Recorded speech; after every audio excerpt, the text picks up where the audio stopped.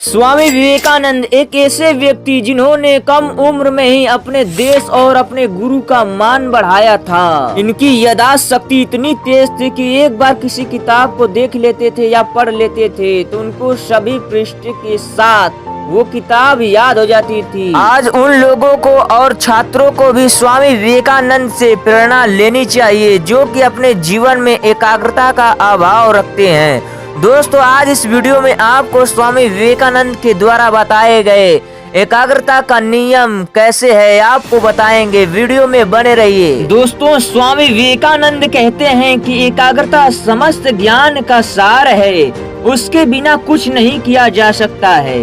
साधारण मनुष्य अपनी विचार शक्ति का 90% अंश व्यर्थ नष्ट कर देता है और इसीलिए वह निरंतर भारी भूलें करता रहता है। प्रशिक्षित मनुष्य अथवा मन कभी कोई भूल नहीं करता है। दोस्तों, मन एकाग्र हुआ है ये कैसे जाना जाए?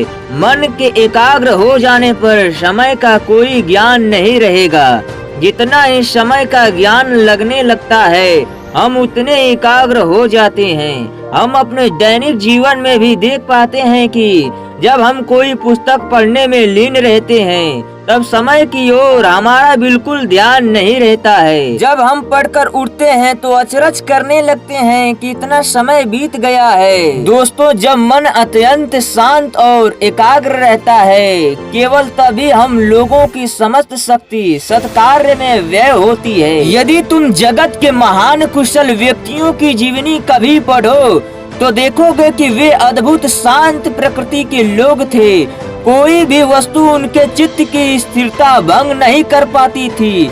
इसीलिए जो व्यक्ति शीघ्र ही क्रोध करता है, घृणा या किसी अन्य आवेश में अभिभूत हो जाता है, वह कोई काम नहीं कर पाता है, अपने को चूर चूर कर डालता है और कुछ भी व्यवहारिक नहीं कर पाता है। केवल शांत, क्षमाशील, स्थिर चित्त व्यक्ति ही सबसे अधिक काम कर पाता है। दोस्तों, मुक्त हम एक क्षण तो स्वयं अपने मन पर शासन नहीं कर सकते हैं, यही नहीं किसी विषय पर उसे स्थिर नहीं कर सकते हैं और अन्य सबसे हटाकर किसी एक बिंदु पर उसे केंद्रित नहीं कर सकते हैं। फिर भी हम अपने को मुक्त कहते हैं। जरा इस पर गौर करो। दोस्तों, एकाग्रता का अर्थ ही है शक्ति संचय की क्षमता को बढ़ाकर समय को घटा देना।